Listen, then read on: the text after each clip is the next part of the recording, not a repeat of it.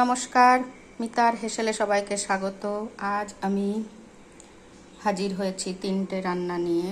তিনটে রান্নার মধ্যে একটা আছে মৌরালা মাছ ভাজা, এটা লবণ, হলুদ, লঙ্কা, পেঁয়াজ দিয়ে ভালো করে মুচমুচে করে ভেজে নিয়েছি। এটা করেছি ডাল দিয়ে খাওয়ার জন্য। আর করেছি মুগ ডাল দিয়ে লাউ লাউ টুকরো করে কেটে নিয়েছি, তারপর লাউগুলো ভেজে তুলে নিয়েছি।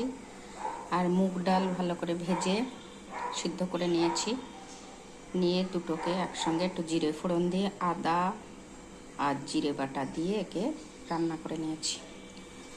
আর করেছি বাটা মাছের ঝাল।